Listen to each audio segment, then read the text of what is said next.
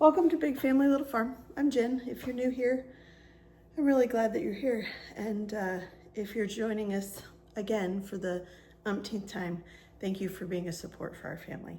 Our goal for this channel is to make a little extra money, kind of help the farmer do what he loves instead of working his body into the ground.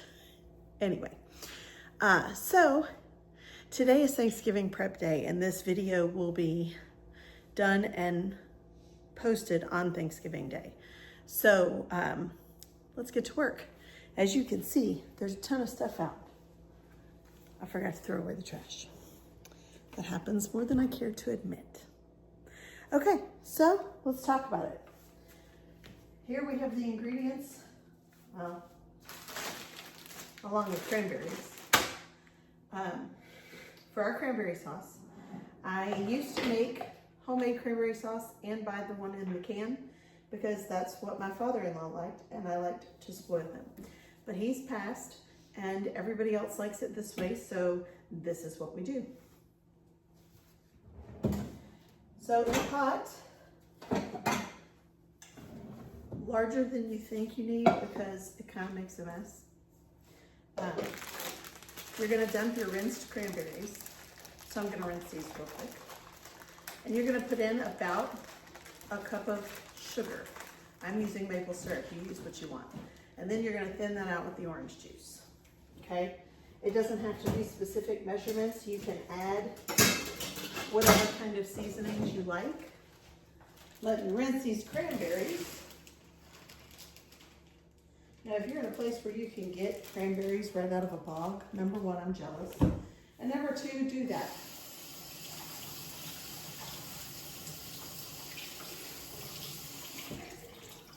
And in case you're wondering, cranberries last a nice long time in the fridge, so you could get some and then in the aftermath of Thanksgiving, make your own cranberry sauce, cranberry juice, cranberry preserves, whatever you want. Okay, now that that is done, we're gonna add in about a cup. I don't even know that this has been opened yet. It has not. Now we know. Okay. It has a pour spout. I'm just gonna glug it.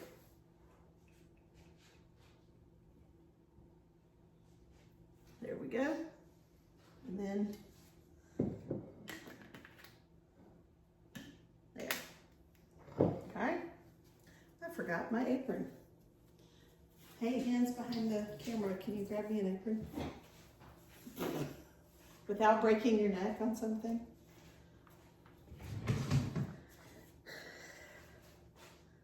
Thanks.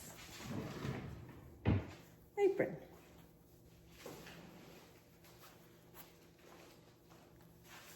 She's walking past with toilet paper, in case you're wondering. She's cleaning up the living room. My mom and dad come for Thanksgiving, and so we just sort of do a quick tidy, and I haven't been home in a week, so things are kind of a disaster. Anyway, let me move this mic so you can I make sure you can hear me. There, okay. So then I'm gonna take and I'm gonna add the orange juice. It's probably the only time of the year I buy orange juice, in case you're wondering. You don't have to use a lot. You can use as much as you want if you like that flavor. Then I'm gonna put it back here on medium heat and cover it and let it go. It's ready when all the cranberries start popping. You'll know. Okay, now, maybe I'll have some orange juice. That kind of sounds nice. Person behind the camera, would you like orange juice? Yes.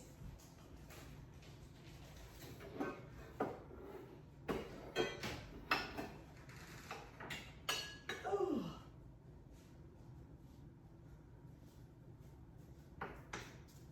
Some orange juice for the little girl.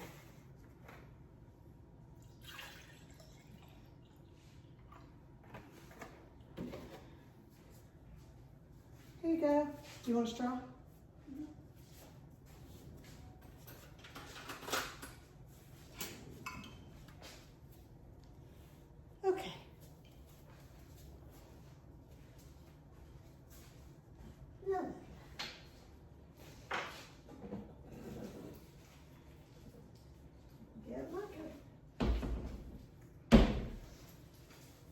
This is not why you tuned in, is it?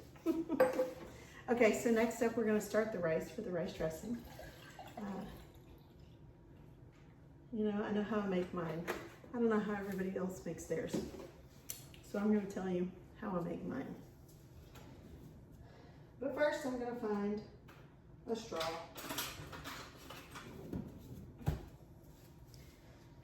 And have a sip of OJ. Anybody else like orange juice?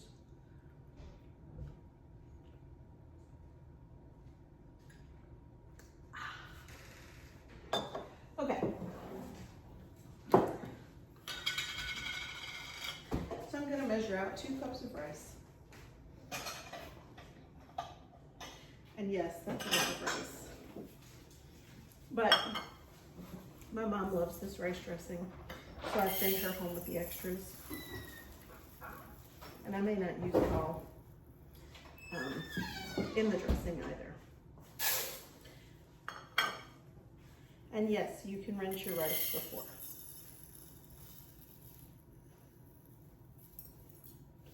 I just didn't. It's mostly because the sieve is over there. And this is right here. I'm gonna take it over there and rinse it. Okay, so when you're rinsing the rice, it's because, you know, rice comes from the ground and has a tendency to be dirty. And what you're looking for is for the water to run clean after you've rinsed it. I guess I could have moved the camera. Hi! So I'm gonna swirl it around in my bucket here. It's a rice cooker for the microwave, Pampered Chef, of course. You know me, you know I love my Pampered Chef. This is one of my very first Pampered Chef items, and I have used it and abused it. And then I'm just gonna dump that water off and do it again till the water looks clear.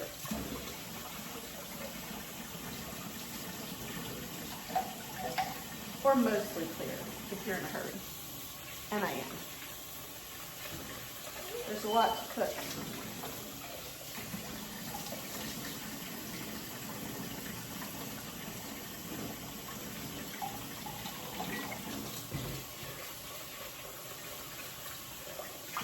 You just want to get all the dirt, check it for rocks and things like that. You never know what you're going to find in rice. So it's better to be safe than sorry, right? Okay, here we go. That is just about clear. So then I'm going to fill the rice cooker to the line. And I'm going to add some seasonings. Whee! Okay, so I'm going to add some salt. I'm actually putting a little garlic salt because that's what I like in my rice dressing. So we find the garlic salt.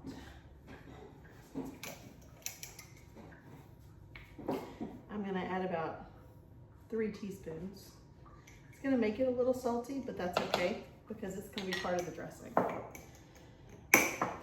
All right, put the lid on and then you put it in the microwave. I put it for 6 minutes and then give it a stir and then put it for another 6 minutes.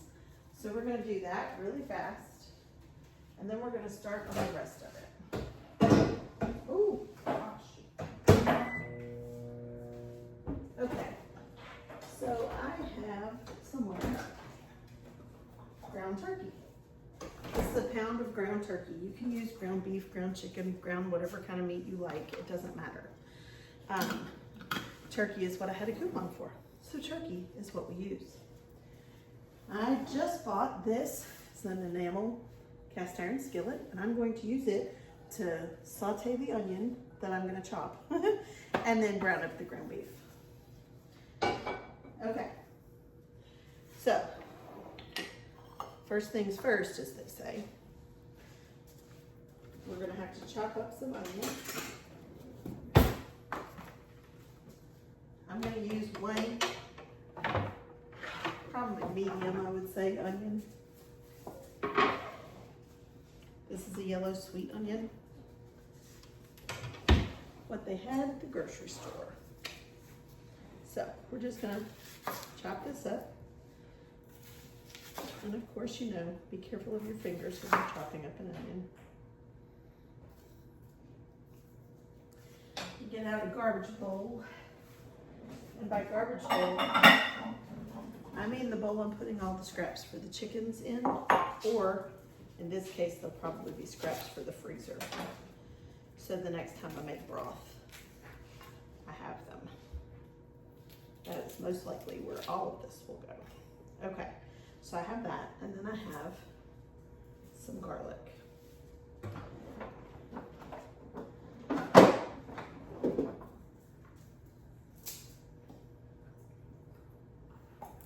This is how I peel my garlic. Another Pampered Chef tool, but I'm not entirely certain that we sell this one anymore, which is a shame because it is my favorite, one of my favorite Pampered Chef tools.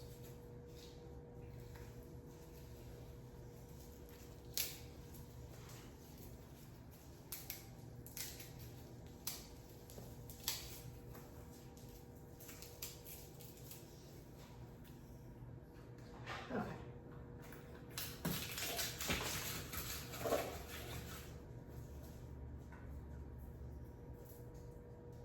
That one didn't come peeled, but this one did. And we take what we can get. Now, the amount of garlic that you put in your rice dressing really just depends on how much you like garlic. And I have a kid who really hopes one day to meet a vampire, so I'm putting plenty of garlic. She smiled when I said that, in case y'all were wondering. So I'm gonna put 4 toes of garlic, which really isn't a lot, but it will overpower everything else if I put more. So,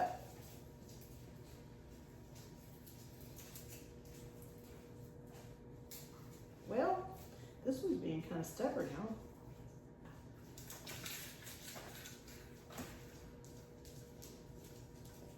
There we go. There we go. Now, I don't know about you, but I don't love peeling or chopping garlic. Not because I don't love garlic, but because garlic is sticky when you cut it, and that bothers me. So, can you get out of my kitchen, please, and thank you. Crazy dog. So, you can use your garlic press to smash it. You could also use your garlic slicer if you wanted to slice your garlic. I'm personally going to mash mine. And I'm gonna do it into a little bowl so I can just scrape it out when I'm ready for it. And here I thought I had everything out that I was gonna need. Joke's on me.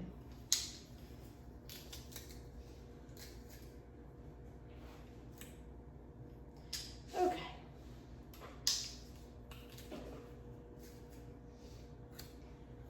Ooh.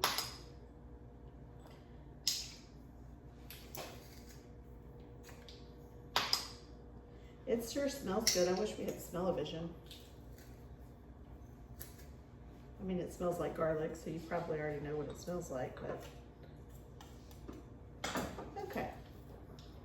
Now this is the Pampered Chef version of this tool, and here's why I like it. It has a little brush.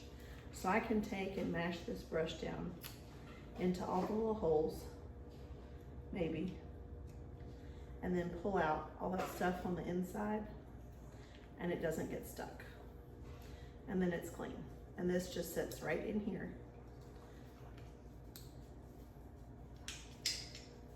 Okay, I will be using more of that. So, dice up some. I'm gonna get some oil going in my pan here on a medium heat, and I'm gonna use coconut oil. Coconut oil has a high flash point, and it doesn't taste like coconut. So, you know, that's a win-win, especially when you have people that don't like coconut. Anyway, we're gonna let that get warm. Cast iron works best if it's warm before you put anything in it. Now you know. Even when it's enamel covered.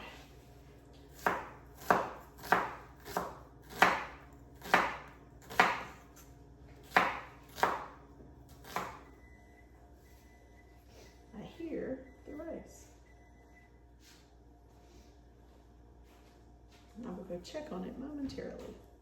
I want that pan to get hot before I do anything else with it. So you can take the rice and stir it.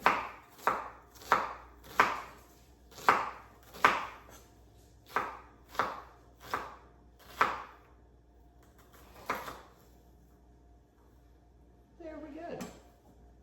All right. So now I have my onion. I'm gonna wash my hands because sticky. I don't like sticky.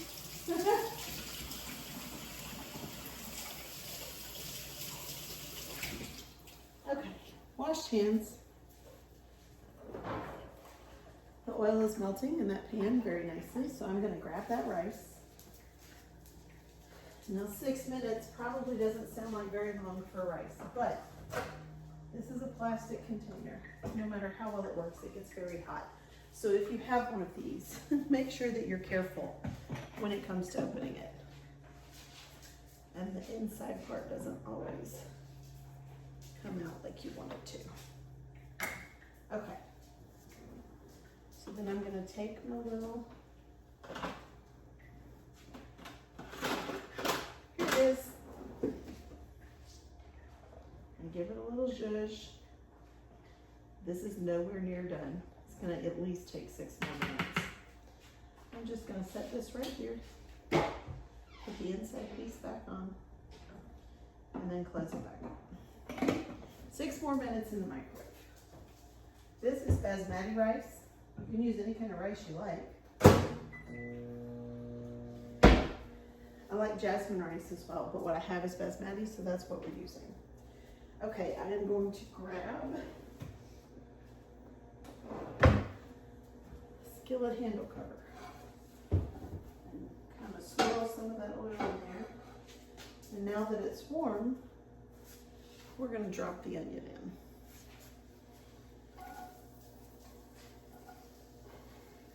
Now, I like a little bit of bell pepper and a little bit of celery in my, what you call this? I've lost my mind. Oh my goodness. Rice dressing. It's a terrible thing to waste. Okay. So the next thing I'm going to do, I'm going to grab the bell pepper and the celery.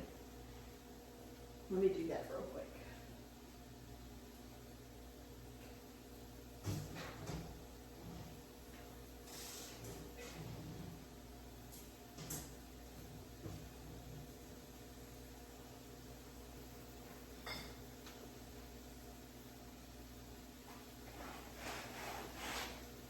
Now, because the bell pepper and the celery is either freeze-dried or dehydrated, I need to rehydrate them. Let's go ahead and open this so I can get that knife out of the way before I end up hurting myself. I'm a little bit of a klutz, in case you didn't know. Anyway, so what I'm going to do is grab a bowl and put some of the celery in it. Actually, I'm going to put all of the celery in it. And then I'm going to cover it in water to let it rehydrate.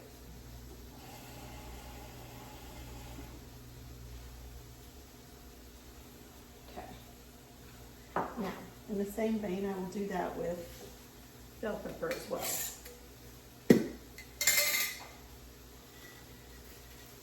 But I'm going to chop it down before I do.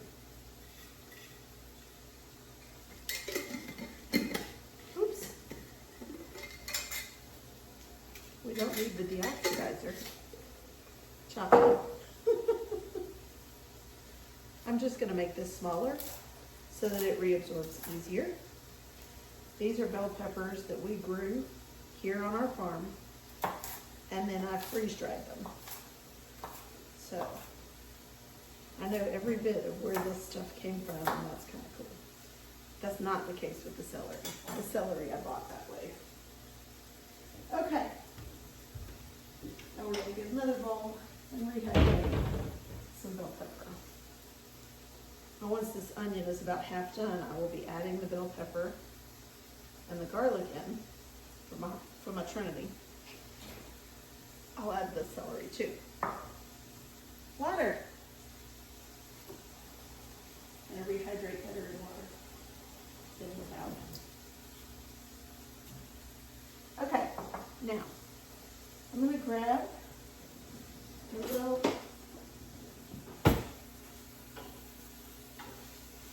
get all of this zhuzhed around in the pan, get it all coated in that fat.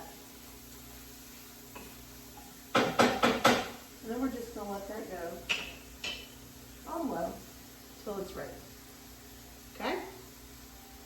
Now then, the next thing I'm gonna do is open up some butternut squash.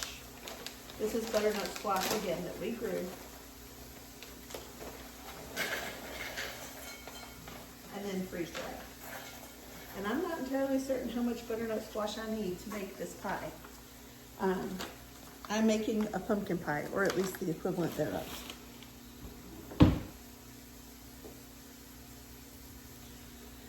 Sorry, there was a notification. But I'm going to use the butternut squash because we didn't grow pumpkin this year. So I need to rehydrate that as well. So here is my freeze-dried butternut squash. And I'm just going to cover that in some water.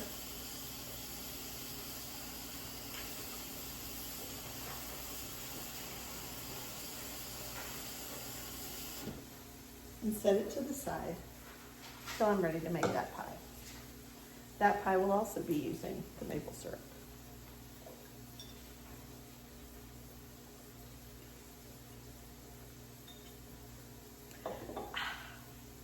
Okay.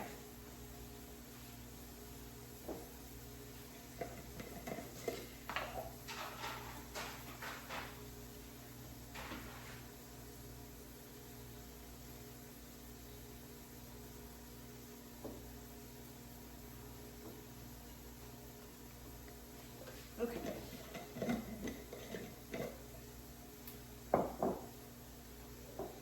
Anyway, I think the one's all I'm going to need. So I'm going to set that on the side. Now then, that's the rice dressing. Excellent. And the cranberries.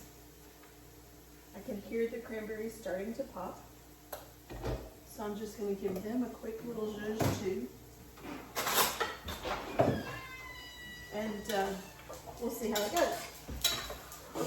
I can hear them starting to pop and they sound great. They look good.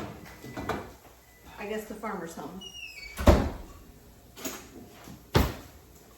Let's put a spoon rest down and check on our rice that just went deep. Woo! Inside that microwave's hot as well. Okay. Ooh. Hot. All right. But the rice looks great. Now, this is basically finished. All we'll have to do now is get the onions, the vegetables, and the meat, and then combine it into the casserole dish. So this part is easy. I'm going to take a quick break to grab the next set of ingredients, and I'll be right back. Okay, so it's time to put the meat in with the veggies for the rice dressing. Just going to get that in there.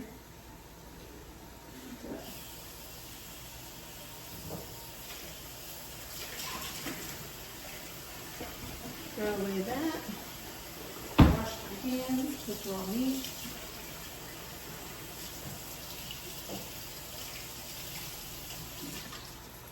All right.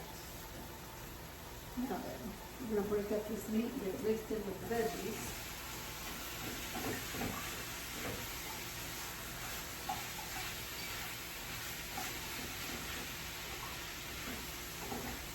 Woo. All right.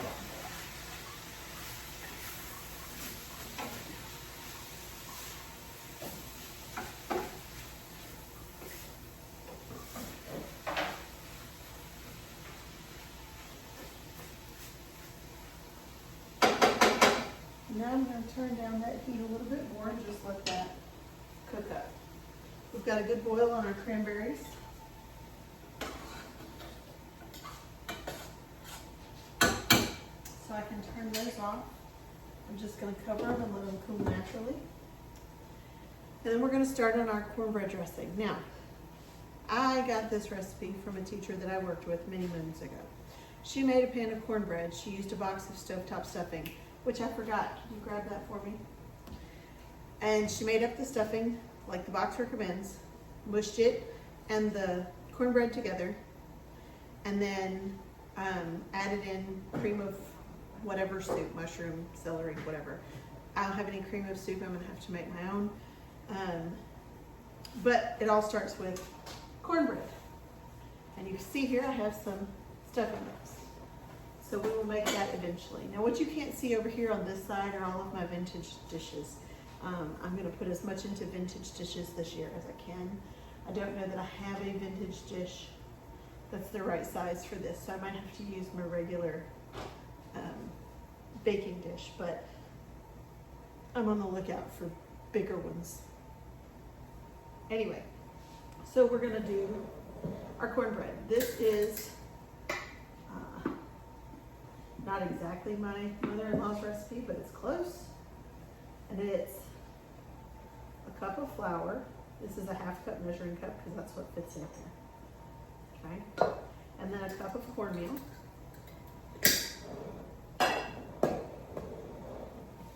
I have the recipe right here, and I will put it on the blog, my version of it. I will put on the blog, and I will include that link in the description. Sorry, I was counting. Now, her recipe calls for 1/2 cup of sugar, but we don't like it quite that sweet, so I cut that in half. And that's what my recipe will show. If you like it sweeter, add more. You can use maple syrup for this. You can use sugar. This is organic cane sugar. Then it's 4 teaspoons of baking powder.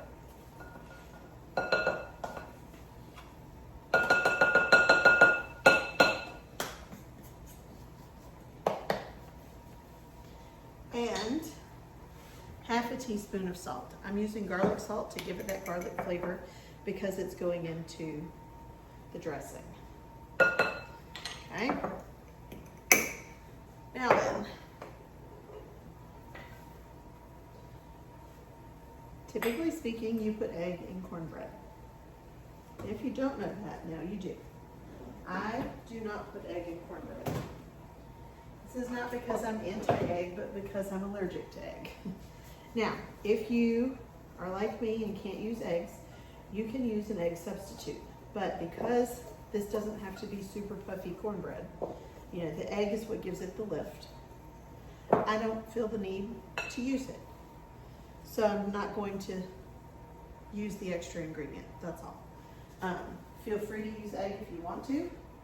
You know, it's fine. It works just fine if you use it, but I will not be using it in this particular recipe.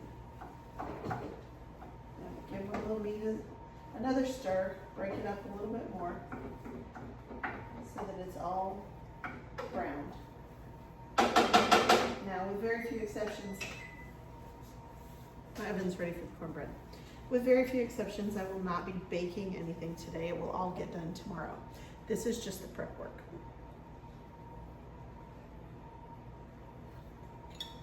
Now, I need a cup of milk and a 1/4 cup of oil.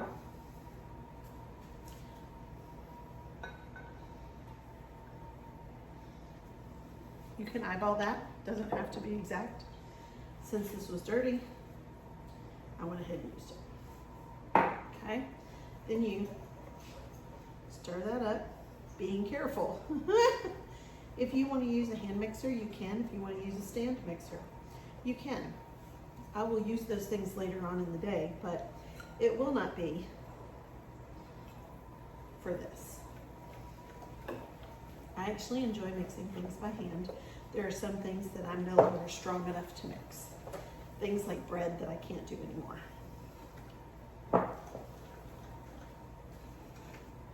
Okay. Now, there you have your cornbread. Now, ordinarily I would bake this in cast iron, but I don't necessarily want it to be that crispy because of the fact that it's going into the dressing. So I'm actually just going to use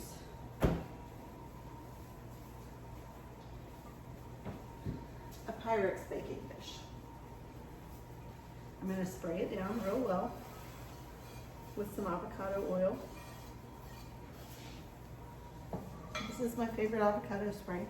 I'll make sure to link my Amazon storefront down below, and you can find it in my Amazon storefront.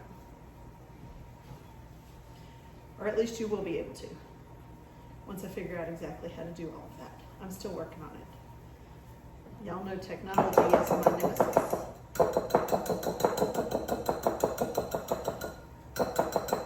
And my technology whiz kid has been very busy with business lately, so she hasn't been able to help me with those sorts of things.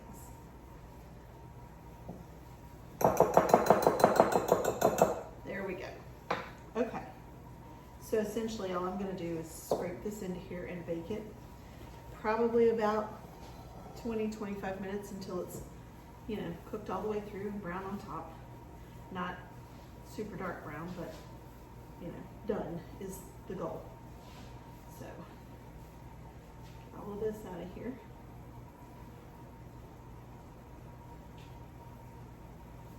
Oh boy. All right.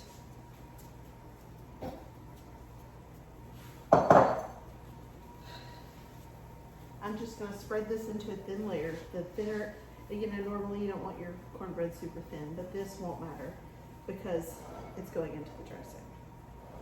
So just get it kind of even so that it cooks evenly. It would be not quite as stiff with the egg in it, but it is fine, just like it is. Okay, so I'm going to take this and put it in the oven.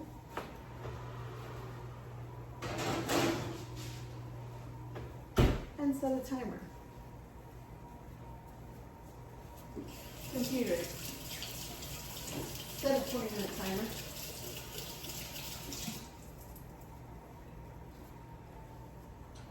Timer started. There we go. Starting to worry about her. Okay, so that part is done. The next part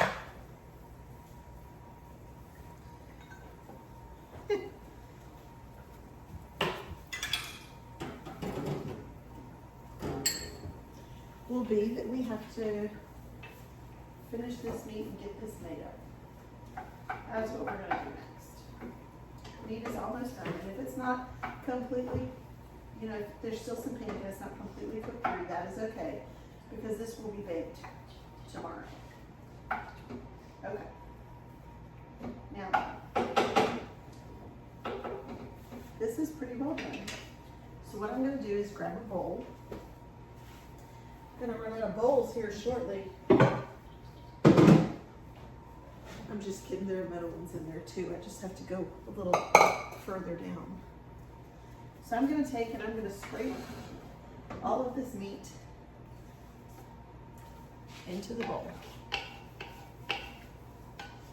Woo! Did y'all see that? Real lucky I caught that and it didn't land on my skin. Because that would have hurt. Wouldn't be the first time. Okay, now. There's the meat. And we're going to add some rice. We may not need all of this rice in this dressing. And that is okay. We're going to add however much we need, and the rest I'll use for dinner tonight.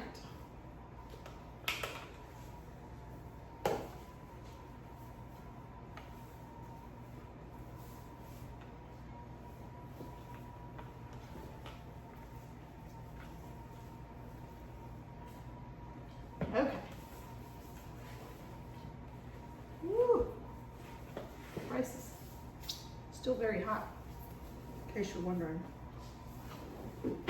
Okay. Now, there was a little bit of the cooking juices still in with the meat.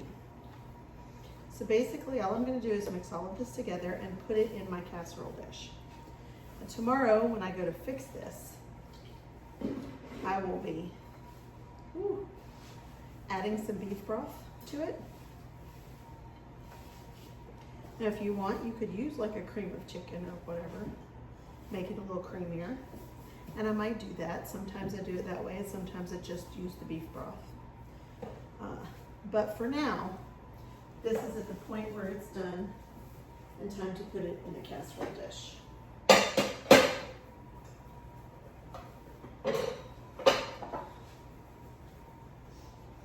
Now I am going to spray this casserole dish so it doesn't stick.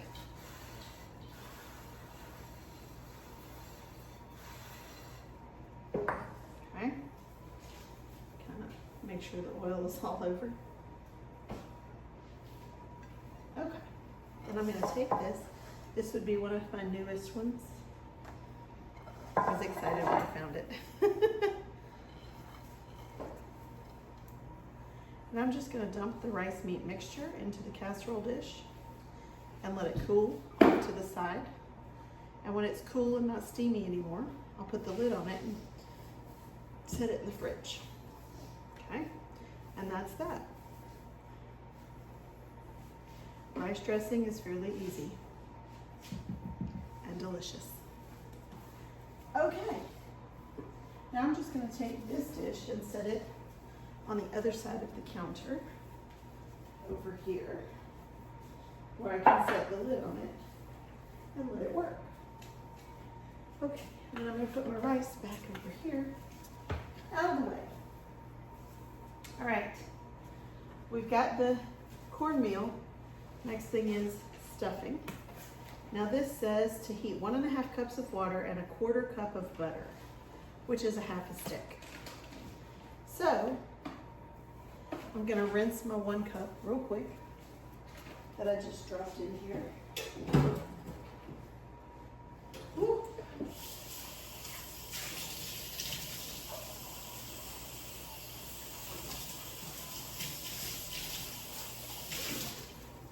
All right.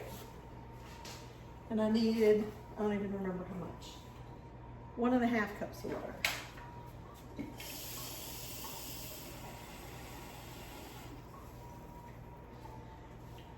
And this is easiest if you do it in a skillet. Woo, gosh.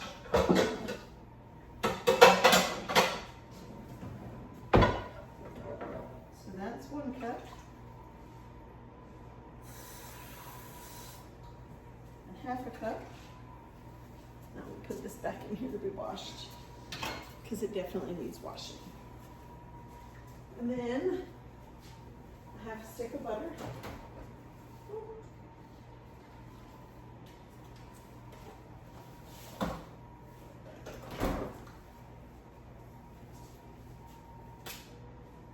Half a stick of butter.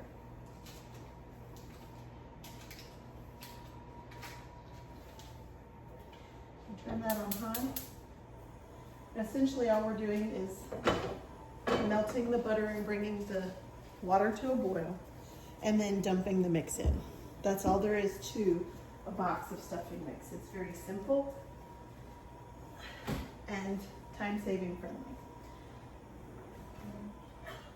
I'm just going to throw a lid over top so it comes to a boil quickly. And then we will get started on the next thing. Essentially, you're gonna remove it from the heat and just let it stand for 5 minutes and then it's ready. This, if you're not opposed to box mixes, this is a very simple side dish for those weeknights when you really don't have time for anything, but you have to cook anyway because they insist on eating. This is a very quick way to feed people. Okay. Now,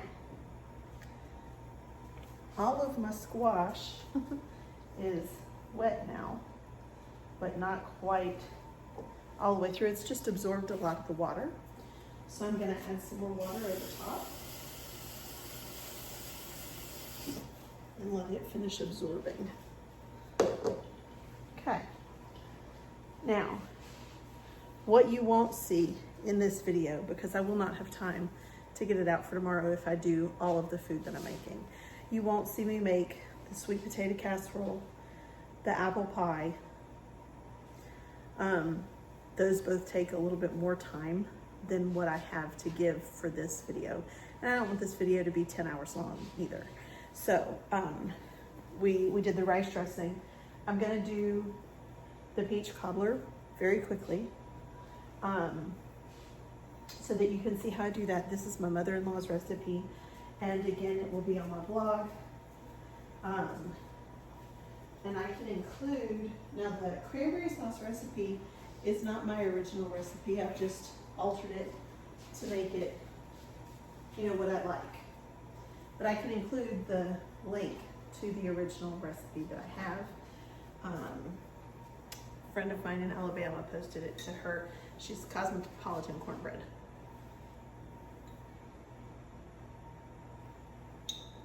And she has great recipes over on her blog, so I'll link that too.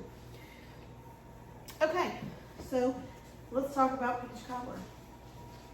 Actually, you know what? I'm gonna go ahead and gather up all the ingredients first, and then I'll be right back. Okay, so next up we're gonna make peach cobbler.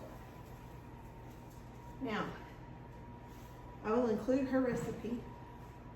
I'll include a link to that on my blog, but know that mine's a little bit different. She uses peaches in heavy syrup. I do not. I use peaches in juice. These happen to say in pear juice. Sometimes you can get them in peach juice. You can get them in all sorts of juice, apple juice. But I like the ones that are in the juice, and it makes it less sweet. I'll just go ahead and tell you, it makes it less sweet. Heavy syrup will definitely make it sweeter. So if you need it to be sweeter, you can add sugar if you're using the fruit and natural juice. And you don't have to do peaches with this. You can do any kind of cobbler, pear cobbler, whatever. I just happen to love peach cobbler. Okay, so in order to prep, we're going to take a stick of butter and put it in our pan and melt it in the oven.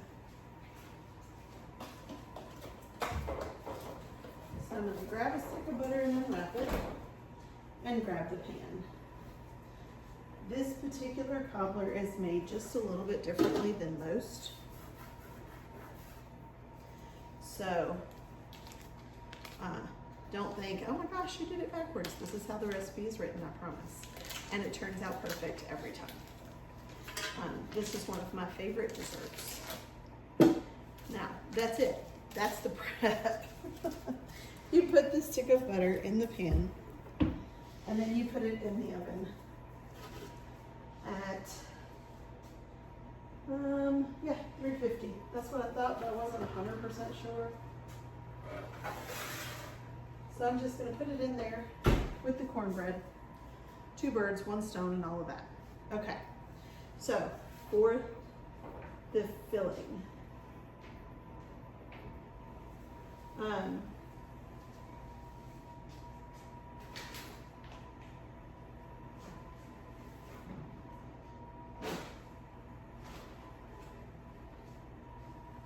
okay, so the way this works is you create the filling, you create the batter, but you pour the batter in the pan first and then the peaches filling on top, which is backwards from how most of it goes. But here we go. The filling is 3 cans of sliced peaches, which I have in this bowl, 1/3 cup of packed brown sugar. I make my own brown sugar. You can use whatever brown sugar you like, light, dark, it doesn't really matter. Computer, stop timer. Let's see if our cornbread is done. Ugh, gracious.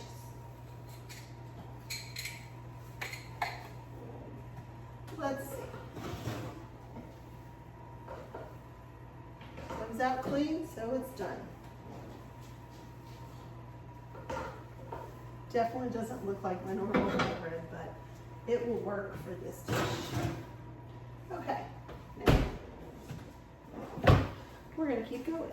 Third a cup, actually brown sugar. I make my own brown sugar. Brown sugar is nothing more than white sugar and molasses. You can make it as dark or as light as you want, and you can know and control the quality of ingredients that are going into it. Now, you don't want to do that? Too much work? That's fine. Don't. It really doesn't matter. Buy the stuff at the grocery store and use it. You can use light, you can use dark. My husband prefers a dark brown sugar, so I make it darker because he eats it more than any of us. Woo. Again, with the sticky. Ooh. She's using the duster and then shaking the dust off onto the floor. It just tickled me. Is there a reason? I know there's a reason because you're going to sweep it up later, but it just tickled me when you did it. Okay, 2 teaspoons of almond extract. Measure that with your heart if you'd like.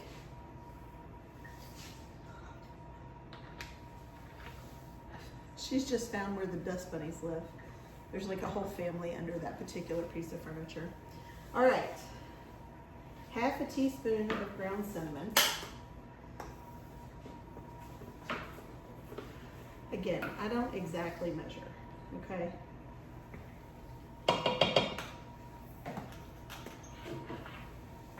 Quarter teaspoon ground nutmeg.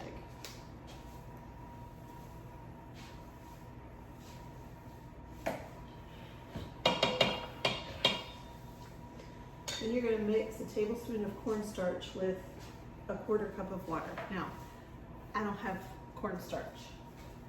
I do, however,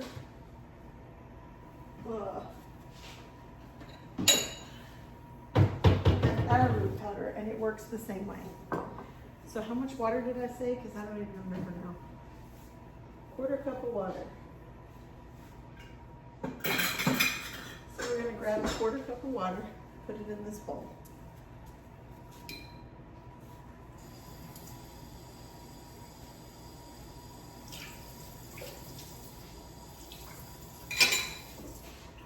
And then I'm going to measure out the arrowroot powder instead of cornstarch. And that's a tablespoon.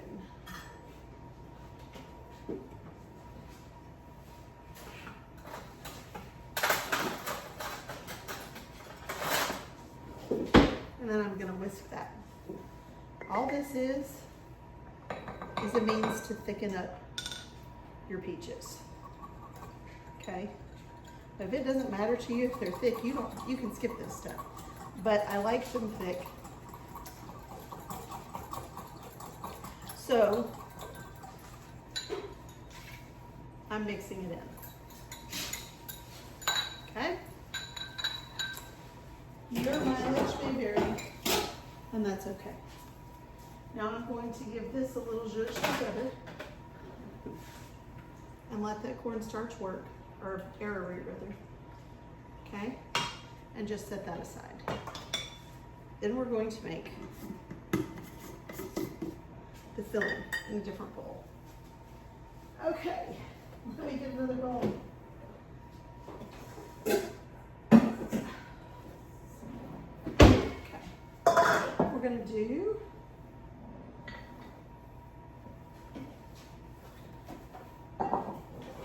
there we go. 2 cups of flour.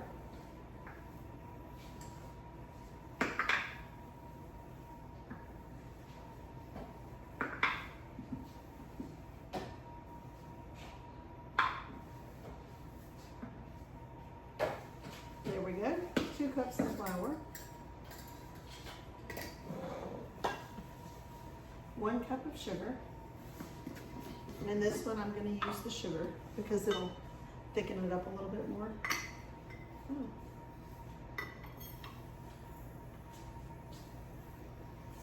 I guess it's time for me to refill the sugar.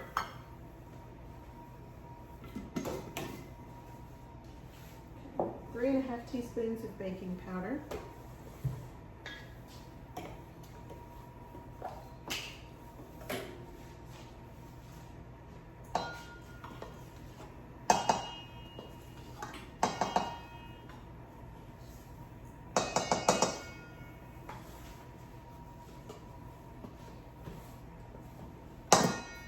half a teaspoon of salt. We will not be using the garlic salt. I don't think that would improve the flavor of the peach cobbler. Okay, then half a teaspoon of ground cinnamon and a little bit of ground nutmeg.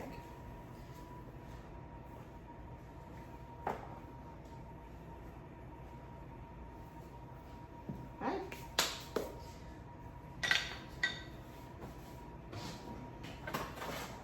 We're going to stir this together, and then we're going to add in 1.5 cups of milk, a teaspoon of vanilla extract, and half a cup of melted butter, which is optional. I will not actually be doing that, mostly because I forgot. Okay. Homemade vanilla extract. That's the thing I measure with my heart. I don't know what's in there, dear. I think it's just trash. If it's trash, take it out to the garbage. And milk, and stir. Now this is the batter that we're going to dump into the butter. Then you're going to bake, let's see, bake for an hour to an hour and 15 minutes. So this one I'm going to go ahead and bake today because it'll be just as good the second day, if not better. For those of you who don't know, this is a Danish dough whisk and it works great for batters. You can get them on Amazon, and if I can remember, I will link them in my Amazon storefront for you. Or at least link to the ones that I bought so you can see and find it easily. Okay.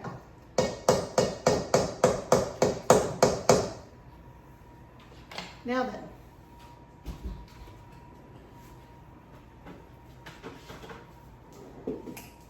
All right, let's see if this stick of butter is melted. The words are hard today, goodness. Okay, so we have here melted butter. It's a beautiful thing. It should be here. It smells so good. Do not worry about my counter. It is fine.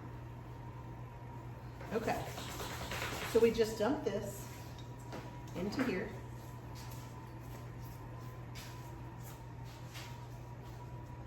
All over the butter.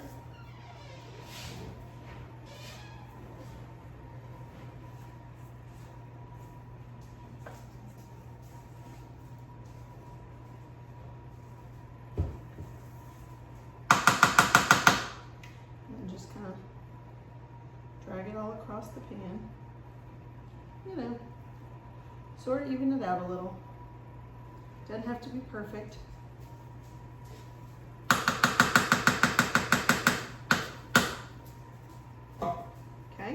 And then we're going to take, can you grab me the cinnamon sugar out of there? We're going to take our beginning to thicken mixture of peaches and just pour it over top. Get all of that, everything out of the bowl and into the pan.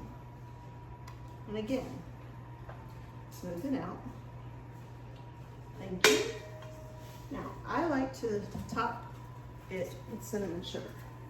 That is not in the recipe, but it's how I like to do it. So I like cinnamon. So I just take, not a ton, but you know, sprinkle it over top. Gives it an extra kind of crispy bit, and it's delicious. Now we're gonna take this and put it back in the oven for an hour. Computer, set an hour timer for peach cobbler. 1 hour peach cobbler timer started.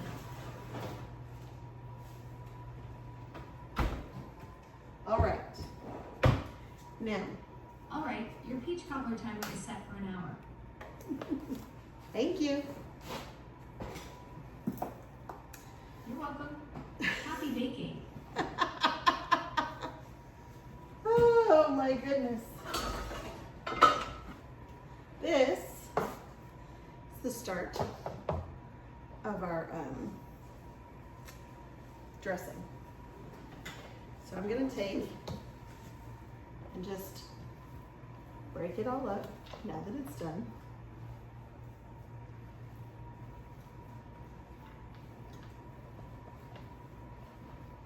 Okay. And then I'm gonna just kind of dig in and break this up too. Still a little hot to touch, so.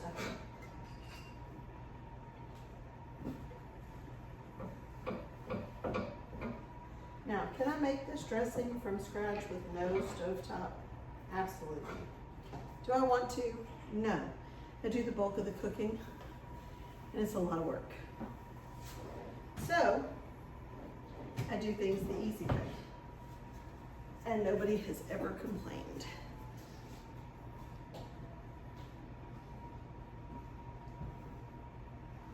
Okay. I made a mess dumping this out. But that's all right, because I'm the cleaner. Okay, so the next step to this is the cream of whatever soup. I will be doing cream of chicken, and I will be doing it from scratch because I didn't buy any. So, whew, mercy. It's hot in here, y'all. Okay, I'm going to wash out this pan and make some cream of whatever in it.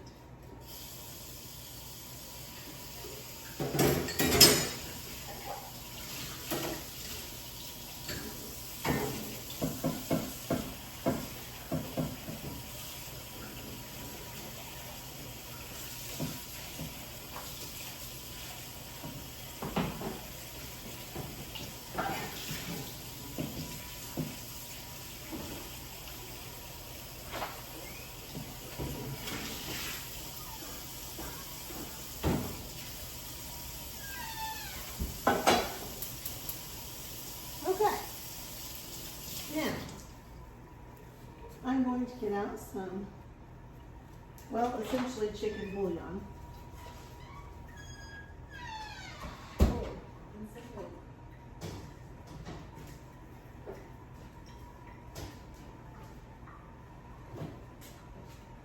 Then we're going to start with the roux, because that's what's going to thicken up your soup. Okay.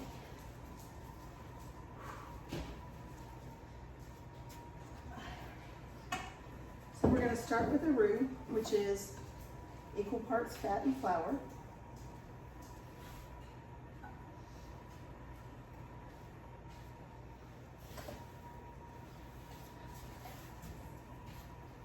Ooh. We're going to let that melt down. I'm going to grab my whisk. This is, I don't know if it's nylon or if it's, I'm not sure what it's coated with, but it's safe for your cast iron. And you don't want to use metal in the enamel coated cast iron. It'll ruin the enamel coating.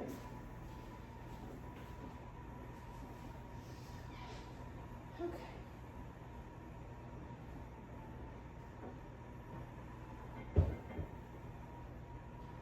All right. So essentially what I'm going to do, I'm going to bring you closer. Okay, let me bring you closer. Sorry about that. Okay, so there we go. This is the coconut oil. I told you I use coconut oil for a lot of things. Okay, so once this chunk of coconut oil has melted, I'm going to add flour.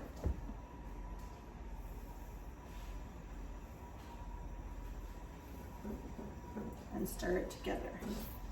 Now, because I want this to be a cream of something soup, you don't necessarily need this roux to brown.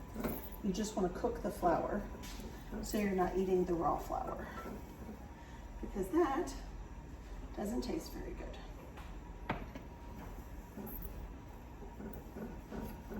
Okay. Now then, what we're going to do is season this roux with chicken. This is essentially chicken bouillon. I have issues.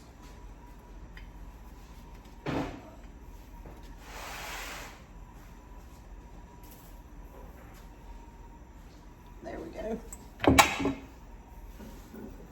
just going to mix that into the roux. And then we're going to add in our milk a little bit at a time.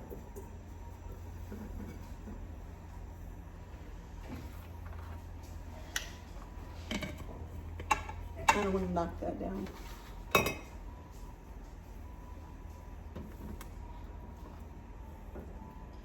And then we just sort of stir this around until it's all dissolved in the milk. And that's essentially going to make our cream of chicken soup. Okay, you can add chicken to it. You can buy cream of chicken at the store. It makes it super simple, and like we said, we're all about ease here. But I don't love the ingredients that are in it, and this is better for me. And my health is kind of precarious. So we do it this way.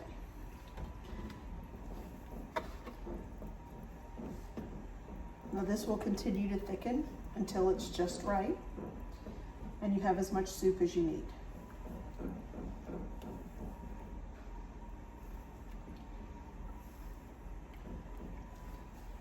So I will go ahead and turn it off because that's about how much I need. It's really easy to make your own cream of whatever soup. All right. This is not the only time I have to make this, but it'll be the only time that you see it on camera. Okay, so essentially what we're gonna do now is I'm gonna spin you around and dump this into our cornbread stuffing mixture.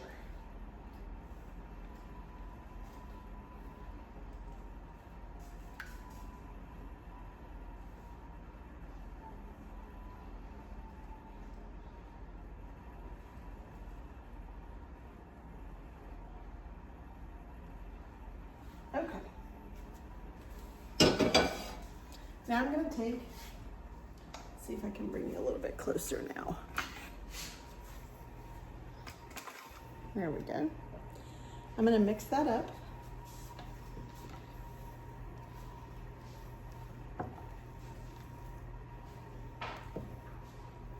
And I will add a little bit of milk if it's not quite thin enough, and it's not going to be.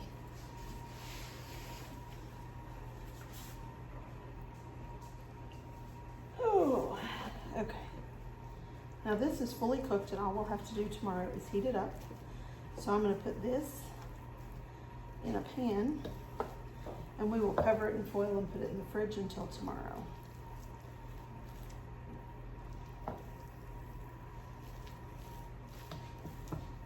But first, we taste it to make sure it's delicious.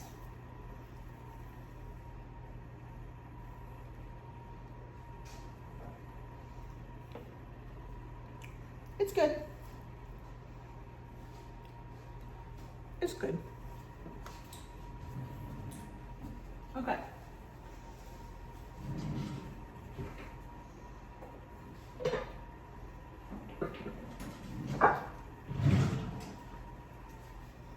Begin with the spray. Of course, now you can't see me. There you go. You're not really here for me. Anyway. Okay. And then we're going to take and dump this into this.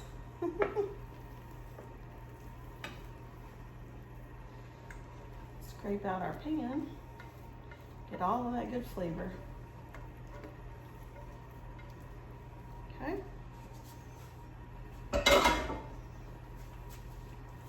we'll spread it out in this pan.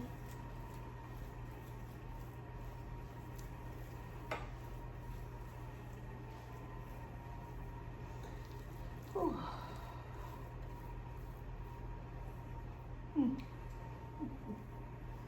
It's delicious, in case you're wondering. It's a shame we don't have smell-o-vision in it. Okay. Probably my favorite part of Thanksgiving is the dressing. And the truth is, I really could make it any time of year. It's easy. But I just don't. I don't know why. I just don't. All right. So that's our dressing. You've seen our rice casserole, which is over there cooling off. I'm going to put this over next to it. And I want to pull this peach cobbler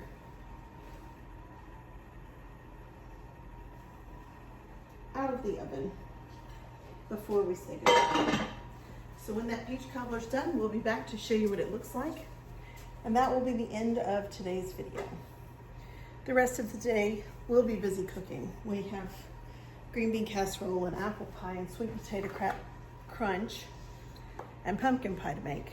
So we do still have more to do, but this is just a long enough video.